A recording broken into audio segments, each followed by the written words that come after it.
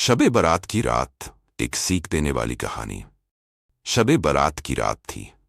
ये वो खास रात होती है जब अल्लाह अपने बंदों के गुनाह माफ करता है। लेकिन कुछ लोग इसकी अहमियत नहीं समझते और अपनी ही दुनिया में मस्त रहते हैं। नेहा और साहिल की गलती। नेहा अपने कमरे में बैठी थी, तभी उसका फोन बजा। दूसरी तरफ साहिल था। सुनो, आज शबे बारात है, सब कह रहे हैं कि इबादत करनी चाहिए। अरे छोड़ो ना, इतनी बड़ी दुनिया में हमारी एक रात से क्या फर्क पड़ने वाला है। चलो घूमने चलते हैं। नेहा, अगर अब्बू अम्मी को पता चल गया तो? अरे कोई नहीं देखेगा, सब इबादत में बिजी होंगे। नेहा पहले तो हिचकिचाई, लेकिन फिर मान गई। दोनों चुपचाप घर से निकल गए। अचानक अजीब एहसास। साहिल अपनी बाइक पर नेहा को लेकर जा रहा था। दोनों मस्ती कर रहे थे, लेकिन अचानक आसमान में बादल छा गए और बिजली चमकने लगी। नेहा थोड़ा घबराक, पता नहीं क्यों अजीब सा लग रहा है। साहिल, तुम इतनी डरपोक कब से हो गई? तभी एक सुनसान सड़क पर उनकी बाइक का बैलेंस बिगड़ गया और दोनों गिर गए। नेहा को चोट लग गई और वह दर्द से कराहने लगी। खौफनाक मंजर। अचानक जैसे किसी ने फुसफुसाकर कहा हो, क्या तुम्हें लगा कि अल्लाह तुम्हें नहीं देख रहा? साहिल और नेहा दोनों कांपने लगे। अंधेरे में एक काली परछाई सी दिखी।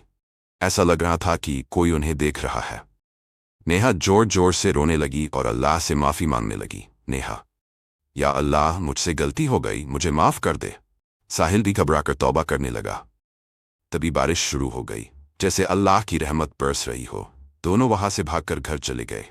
सबक जो जिंदगी बदल दे। घर पहुंचते ही नेहा फौरन अपनी माँ से लिपटकर रो पड़ी। अम्मी, मुझसे बहुत बड़ी गलती हो गई।